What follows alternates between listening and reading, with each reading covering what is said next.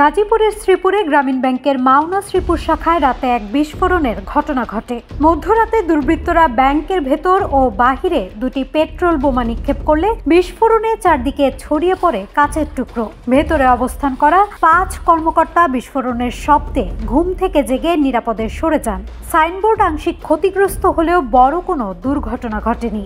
খবর পেয়ে শ্রীপুর থানা পুলিশের ওসি ও মাওনা পুলিশ ক্যাম্পের ইনচার্জ ঘটনাস্থল পরিদর্শন করেন। পুলিশ জানায়, কে বা কারা পটকা সদৃশ কিছু বিস্ফোরণ ঘটিয়েছে তা নিশ্চিত নয়। উদ্ধার করা হয়েছে একটি বোতল। ঘটনায় তদন্ত চলছে। দায়ীদের চিহ্নিত করে দ্রুত আইনগত ব্যবস্থা নেওয়ার আশ্বাস দিয়েছে পুলিশ। এদিকে হঠাৎ বিস্ফোরণের ঘটনায় ব্যাংকের কর্মকর্তা কর্মচারীদের মধ্যে আতঙ্ক বিরাজ করছে। আমাদের শাখায় করছে, আগুন দিছে।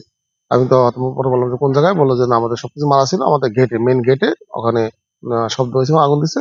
আমরা পরে শব্দ পাওয়ার পরে আমি বললাম কি ধরনের, কি বলছে যে পেট্রোল বোমা। আমি বললাম আপনারা কোথায় ছিলেন? আমার ভিতরে ছিলাম। আমি প্রশ্ন করলাম যে আমার অফিসের ভিতরে কোনো ক্ষতি হয়েছে কিনা। বললো না স্যার, অফিসে ঢুকতে পারে নাই, নাইট গার্ডকে অনেক ধাক্কাধাক্কি করছে, খুলে নাই সে। পরে আমরা বেরিয়ে আসছি, ওখানে গেটে, মেন গেট যেটা, সেটা তালা মারছিল, সেখানে পেট্রোল বোমা মারছে। আমি বললাম যে অফিসের ভিতরে কোনো আগুন জানে না, আগুন জানে ভিতরে জানে। পরে বাসের লোকজন আসে, সবাই সেটা নিয়ে পাইছে এবং বললো যে আমাদের সাইনবোর্ডটা, মেন যে সাইনবোর্ডটা, সেই সাইনবোর্ডটা ক্ষতিগ্রস্ত হয়েছে, ধোঁয়ায় কালো হয়ে গেছে।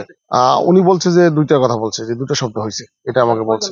না, আমরা লাগাবো, আর ঢুকতো না, ওটা ঢুকতো না, আমরা সিসি ক্যামেরা দিব। আর এখন আইনে আমাদের উদ্বোধন কর্তৃপক্ষ আছে, আমরা উদ্বোধন কর্তৃপক্ষকে জানাইছি যে আমাদের জোনাল স্যার আছে, গাজীপুর জেনারেল ম্যানেজার, ওনাকে আমরা বলছি।